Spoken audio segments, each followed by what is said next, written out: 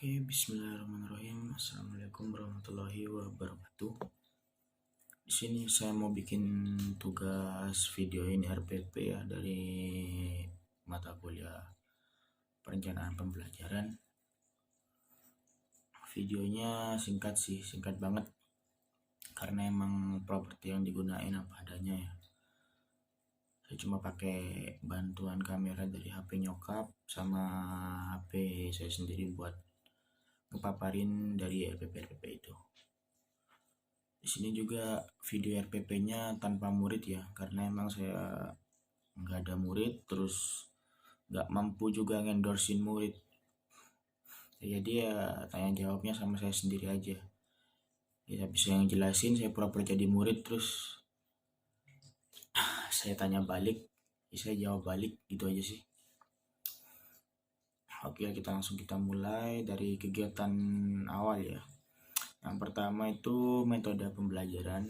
Metode pembelajaran di sini tuh ya seperti metode pada umumnya, kayak ceramah, diskusi, kelompok, tanya jawab, terus semacam peta konsep itu.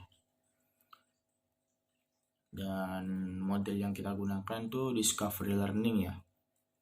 Yang ketiga yaitu lanjut ke langkah-langkah. Nah, di langkah-langkah ini kegiatan pembuka ya seperti biasa, opening 10 menitan lah. Jadi si pendidik ngucapin salam, terus peserta didik ngucapin salam balik. Kurang lebihnya seperti itu sih. Yang kedua, salah satu peserta pendidik tuh mimpin buat doa ya. Yang ketiga, peserta didik melakukan curah pendapat tentang jenis-jenis kategori kata yang pernah diulas di jenjang pembelajaran sebelumnya. Ya mirip-mirip seperti apa ya, membuka materi lama dulu sebelum lanjut ke materi yang baru, seperti itu. Ya contoh simpel ya kayak gini, saya buka nih, Assalamualaikum warahmatullahi wabarakatuh. Nah si murid ngejawab, Waalaikumsalam warahmah. Nah habis itu saya nyuruh salah satu murid buat mimpin doa. Oke, sebelum pelajaran dimulai, berdoa dulu ya. Salah satu dari kalian mimpin, misalnya untuk si ketua kelas. Nah tuh saya suruh buat mimpin doa. Nah setelah berdoa berlangsung, habis itu saya nyuruh buka materi yang sebelumnya dipelajari sebelum lanjut ke materi yang baru. Ya seperti biasa guru mengajar pada umumnya lah. Tapi ini saya jelasin lebih detail lagi. Yang keempat, peserta didik menerima informasi kompetensi, indikator, materi, manfaat, dan langkah pembelajaran yang akan dilaksanakan. Nah, di sini apa ya, kayak semacam pemaparan materi gitulah. Pemaparan materi yang dilakukan oleh guru ke muridnya. Ya, seperti biasa, sharing, tanya jawab, dan segala macam. Nah, yang selanjutnya masuk lagi ke kegiatan inti yang waktunya sekitar 70 menitan ya. Simulasi di sini itu pembagian kelompok antar murid, bertujuan agar ya interaksi antar murid dan satu yang sama yang lainnya tuh bisa terjalin baik ya.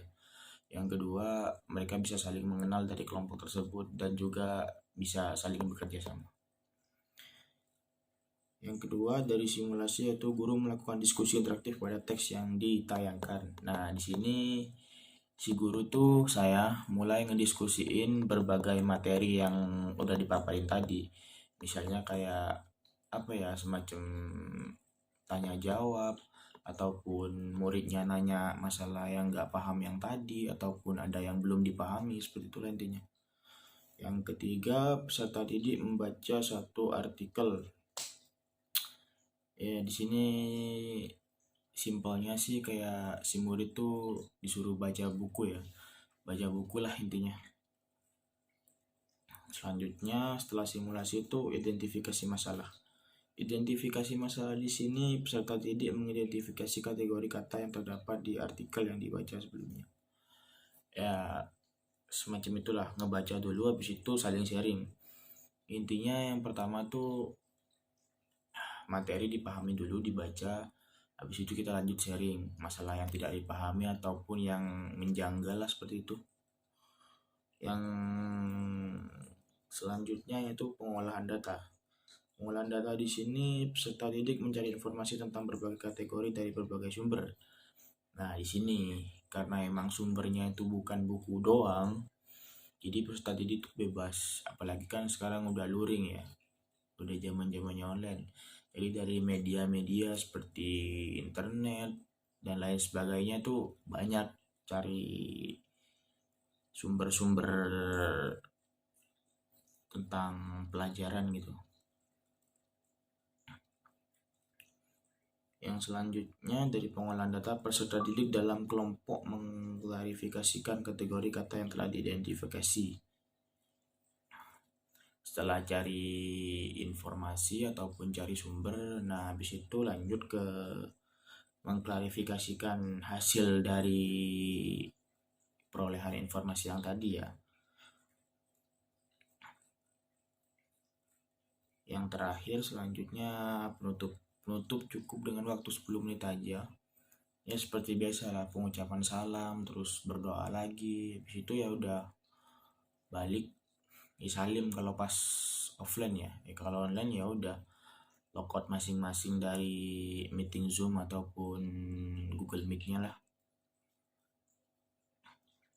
Yang pertama dari penutupannya ini, peserta didik mampu menyimpulkan materi yang telah dipelajari dari apa yang dipelajari sebelum-sebelumnya dan juga hari ini. Yang kedua, peserta didik saling memberikan umpan balik atau refleksi hasil ya. Umpan balik di sini tersebut ada effort dari mereka ataupun ada feedback. Jadi mereka tuh nggak iya-iya aja gitu. Ada feedback ataupun effort yang disampaikan kembali ke guru. Yang ketiga, pendidik menutup pembelajaran dengan salam. Ini seperti biasa, setelah semuanya selesai, ditutup, berdoa, terus ya si guru ngucapin salam untuk menutup pelajaran. Simpelnya sih seperti guru-guru pada umumnya. Yang terakhir yaitu penilaian. Penilaian di sini meliputi 3 ya. Yang pertama penilaian sikap, yang kedua penilaian pengetahuan, yang ketiga penilaian keterampilan. Penilaian sikap meliputi observasi dan jurnal, penilaian pengetahuan meliputi uraian singkat, penugasan dan uraian juga. Yang ketiga penilaian keterampilan, unjuk kerja, kegiatan, diskusi dan juga presentasi. Selebihnya cukup, mungkin hanya itu dari saya. Mohon maaf kalau emang rada berisik ataupun segala macam, karena ini memang propertinya seadanya banget ya.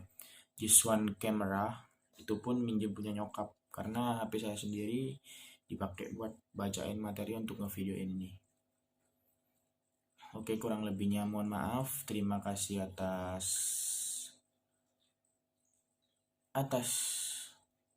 itulah. Wassalamualaikum warahmatullahi wabarakatuh.